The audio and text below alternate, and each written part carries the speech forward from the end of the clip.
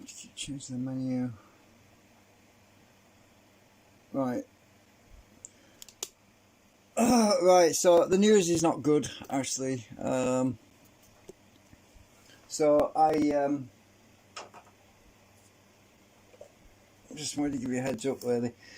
I got the balls and everything, the magnetic rings installed. Originally, I was talking about the fact that, well, the theory that if this didn't work, I could put coils in here. Then I realised that's probably not a good idea because this thing's spinning, and then I would have to make some kind of a commutator or cam to connect coils to the outside thing, and yeah, well, it's not very practical. I did make my butterfly things so I can easily pop things apart, which is quite novel. But to give you a bit of a heads up, what's probably going to end up happening is this thing's going to end up getting put on the side for a while because it basically doesn't work. I'm disappointed, but I'm not scrapping it. I'm going to put it aside and then I'm going to have a think about it. I wanted to show you what basically happens. Got to get the. So it comes apart pretty easily once you get these things pushed through the slots. This is the whole point. I wanted to make it easy for me to take apart and stuff. And the reason I left this thing out was because there was a lot of magnetic pull on there and it was twisting slightly. The plastic was still acetoned and it was soft, and I wanted to let it dry before putting this thing on, because it dries better when it's not actually on. So but it all goes together nicely. So my structural design is quite good.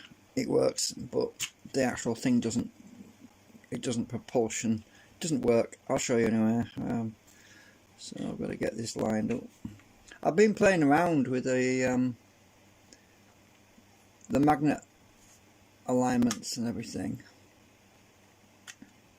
I didn't do it on camera, sorry, but I was kind of tired. I'm tired still, actually. I didn't sleep. It's been quite warm lately. We've had some really warm weather, and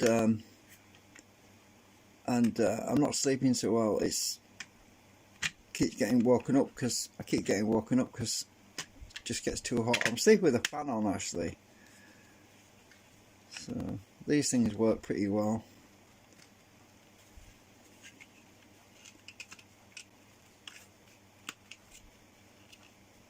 I 3D printed these butterfly things. I can twist them and lock it in place, so that's good. It's a novel way of getting this thing apart. There we go. So we've got it together, and getting this thing to spin is a trick because the shaft is slipping on me. When I turn the shaft, it's slipping right now, so I have to give it a nudge with my finger. So put it on the table and flick it, then I can turn it. So no, it doesn't work. It doesn't self-propel, obviously. One of the things I thought about really was the fact that the original design, this other one, this is a bit of a deviation. This one is a bit of a deviation from this one, because I had too much flux around, and I was doing some thinking about it, and I was trying to put these ferrite on here and bits of Alnico on this one coming out, Alnico, and I was trying to simulate the original experiment that I did in the previous video in 2015, was it? Was it 2015? I think 2000, yeah, something like that. I did a video on the magnetic switch, and it actually moved on there, but that was just using one pole. This has got 3 poles on it. This thing, there's just basically I've been moving the magnets around, and what happens if I slide the magnets around and offset them? So move that one to the right, left to the right a bit, and then move that one to the right a bit, that one to the right a bit. I'm actually moving these magnets at the moment, and you can actually see the magnets on the back move as well. Look. So they actually move as well. So I can stagger them, you see, and that enables me to turn it more easily. Now they're staggered, but obviously it doesn't self-propel, which is kind of something I'll move this one a bit. I'll flip it over and turn this one a bit to the right as well.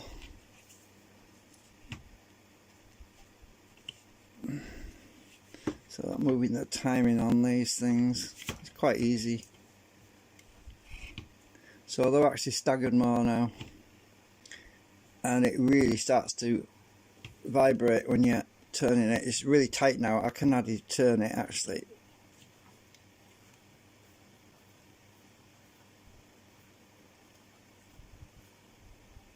So it was something to try, but yeah, I kind of started, the more I thought about it, the more I realised, the more I realised that this thing can't possibly work. But I'd gained some momentum. I'd gained a bit of momentum in designing it and everything, and you've got to follow through, you know. I'm disappointed, but we've still got the magnet motor to continue with. So I know there's a few of you out there that's going to be a bit disappointed, but I'm disappointed too. But alright, I'll just move them a bit more. That's one way. Let's try it the other way.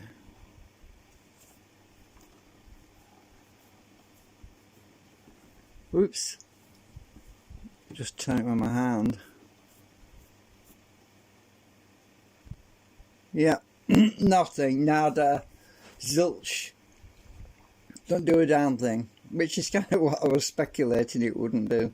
Well, so what I basically have to do is, as far as the magnet motor goes, I'm going to have to put it back on the back burner for a while. And carry on with the magnet motor. I've actually printed more segments for the magnet motor, which is the other project I'm working on, which I'm having a lot of just acetone that treated these segments, the new ones. Hang on, I couldn't get the damn things off the disc. So I've just acetone treated these segments. They'll come out a lot better if you look. For my nanocrystalline, get the focus right. I actually changed my printer nozzle. I had the 0.4mm, 0.4mm nozzle in there because originally, some months back, I had a blockage, and I left the settings as 0.2, well, 0.33 actually. Millimeter, and I was printing it with a 0.4mm nozzle because they kept getting some blockages, and I've actually put the 0.2mm nozzle back in the printer, and as a result I get really much better quality segments. I mean, look at the difference between that one and that one. Well, if you look at the bottom, that one, well, I had to clear the holes out, but that hole at the bottom, the little hole, got blocked up. That's the same way as that one. You can see the quality of this, that's been acetone treated anyway, so it's been melted a bit. But you can see the side view. The quality, I've acetone both of these. That was in red, obviously. And this is much better. I like the pink material. It comes out much better anyway.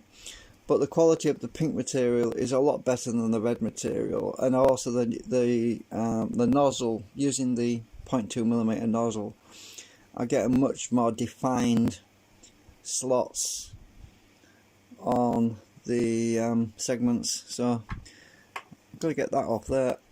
Come off. Got you. Right, I melted the bottom a bit on that one. It's just got a bit too soft with acetone, but it'll be alright, I can use it. So I've got to transplant some nanocrystalline into these new segments, which I've got to start printing a load of these. For the actual generator project, which is the main project really. That's what I've got the most hope for at the moment. But I've been getting so tired lately. I think it's the heat that's getting to me. Yeah, I'm really happy with the quality of these. They've come out really well. Much better than previously.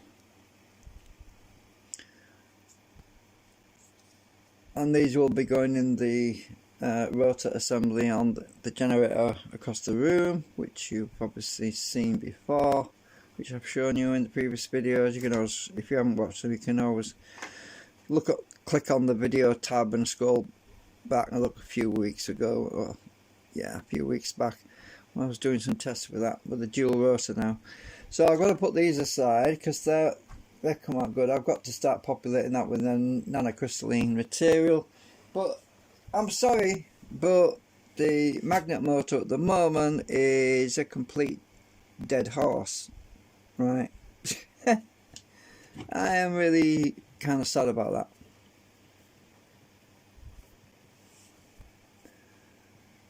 Yeah, there's quite a bit of cogging on there as well, but yeah. But I thought I wanted to share what was going on with it. Earlier on today, I had this feeling of dread, because it's the weekend. I was really hoping to be able to show something good, some positive news. But you win some, you lose some, whatever they say. Yeah. So all I can really do at the moment is re-examine. You see, this has got no chance of working right the way it is. But the original magnetic switch project I was doing in 2015 seemed to produce rotation. And I've got to re-examine all that, and I've got to start thinking out a bit more outside the box again. You see, the thing really is I need to buy some more materials right now. That's what's holding me back more than anything, because this other thing that I was showing you, I was using materials mostly that I've already got, and the problem is there's too much flux floating around. And when I stick all the magnets in the middle, when I stick the magnet ball down there, actually I've got no ball to show you right now because they're all in here. All the steel balls are in the other one right now. So when I put the ball in there and I biased it with a magnet, the orientation is not right. The field is just not right. I do think that this one's this design, this basic layout is probably, but I had some constraining problems. I had some design problems because of the way the rotor has to hold a hangover that sits underneath. The rotor goes on the bearing underneath, and the sides come up with the magnets on the sides. It was just causing me some problems with all these brackets I had to make. You know, these long brackets which I can still use for other projects, obviously, just because it's just a stand really. I can stick it to anything and to hold something up, like, you know. But I designed this as a thing that goes underneath and would stick onto there and support that to lift this off the table, so that the rotor would be underneath and it would clear the table. And I can use these brackets anytime. They're useful. I found it loads of uses for the things I printed before, which turned out that I'd printed for something which I didn't use. Turned out I could use them later on for something else. So I've got to, I like my V cores, these using some welding rod. That gives a really interesting effect in the fact that when you have your magnets biasing these, they pull in. It's strong, really strong there. and when you get into the middle, there's a point in the centre where it's pushing away slightly. When you get and you have a clear exit more there. So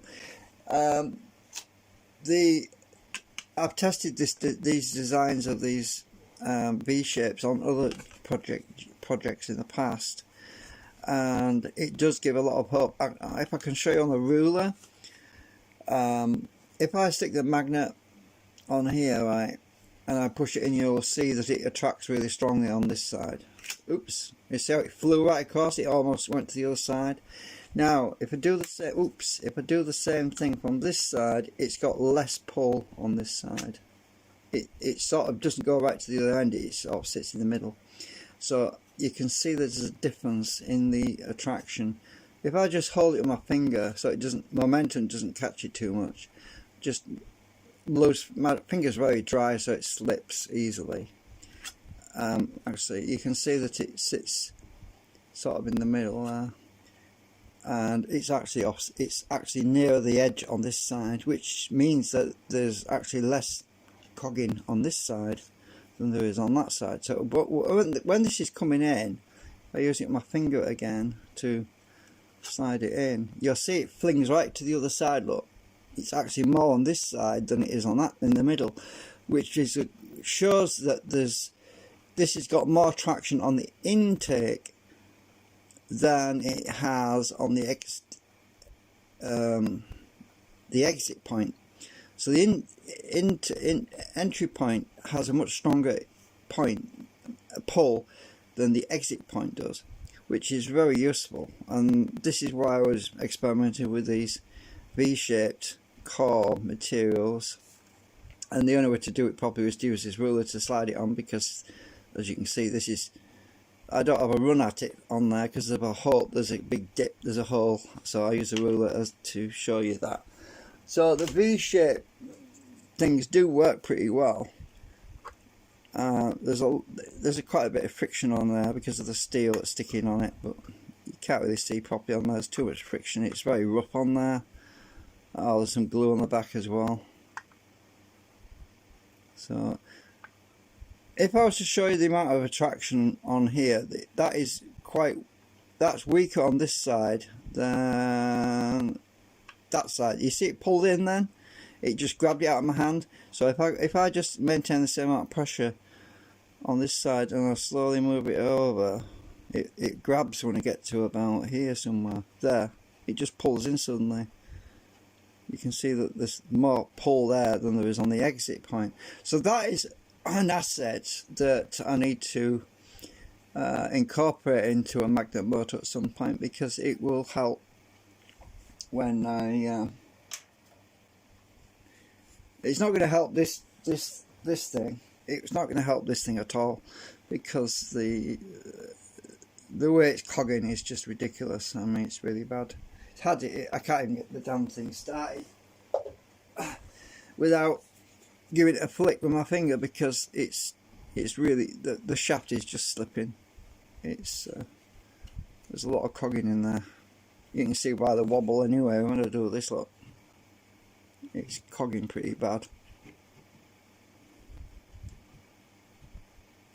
So yeah, we're going to go back to the magnet motor, and not the magnet motor, sorry, the generator. We're going to go back to the generator, and we're going to put this on the back burner for now while I have a think about things. In the meantime, I have to leave it dismantled, because there's a lot of magnetic field between these magnets pulling, and if it's left a long time, it could actually twist and get distorted, because this plastic isn't very hard right now. It's still acetoned a little bit, it's still a bit soft. It can actually just dry in a twisted state, so I tend to leave it apart while it airs out a bit better. I'll just twist my little levers around, push them in. I like the design I did with this because it makes it so easy to take apart. I don't have to fret about taking screws out. So all I do is get them lined up like that, and then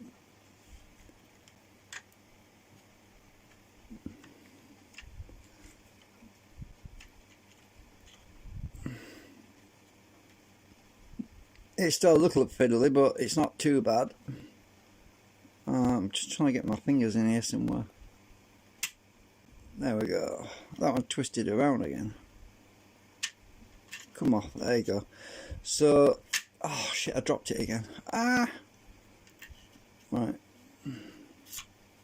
Come off. Right, got you. So I'll leave this out for now so that we don't get distortions on this little thing on the middle. And I've got to do some more thinking on this thing. It didn't use too much plastic really, so. But I tell you one thing, this is very useful for testing other things with. You know, it's because of the way it's set up. It'll come in handy at some point for testing some other projects on, because it's easy to take apart and it will have its uses. So I could mount different I could build different design different things to go on the rotor, and I got magnets on here, and it's an easy portable thing to test things on. So it's still got its use, even if it's not working as a magnet motor. It's got its uses. It's a good little test setup for testing some ideas out on. So, and if I want the shaft out of it, I can just pull the shaft out completely like this, and I got the shaft out, so I can use that for something else if I want. So in the meantime, I'll leave it in there if I can get it back in. No, I can't get it back in now. I've got this one. There we go. So I'm sad about that. Yeah, I glued the balls in with some general purpose glue so that I could easily get these things apart if I want to do with some alcohol. Just squirt alcohol on them and it would come apart. In the meantime, I'm just going to leave them separate, these pieces separate, because as I say, if that's left in for too long, I noticed it started to twist like this as one side was stronger than the other. It started to get out of shape, so I decided to keep them separate when I'm not actually doing anything with it.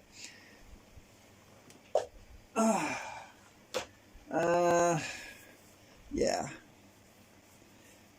So I'm disappointed, but I shouldn't be too disappointed, because it's a side project, and we've still got the generator to do upgrade with the new cars, and we have seen some pretty positive results with that, where it's actually been speeding up when the coils, I've got the back nanocrystalline reflectors on the back of the coil. We've seen an increase in speed, which is promising. I have been working on some other ideas. I'm not short of ideas at the moment. I've got quite a few ideas, and what I do tend to do sometimes is that I get a little bit too far ahead of myself, because there's a lot of things I've learned from the previous generator, which was this one, and I learned a lot of things with that, and using the concentric magnet rings, and I know for a fact that by putting the concentric magnet ring between the rotor assembly, the rotor magnets on these things, and the coil, it diminishes the actual power output a lot, which is not beneficial. And I've been doing some thinking about another way of overcoming the drag and the lens effect. I have got some ideas, but I'm just not ready to go on that course with those other ideas at this point. I just want to continue with the one over there, the big one. I just want to continue with this thing because it's got more promise right now. So I just want to get the new segments made, and it's still in balance, I think. So yeah, get that wire out of the way. Yeah, still not catching, so that's a good sign. Nothing's warped on it, so yeah, and it's got pretty low drag as well, which is really useful. Very low cogging. So put my stand back down. So yeah, that's it for now. I've got to get caught up on my sleep, I think, and hopefully I'll get some more inspiration. Bye for now.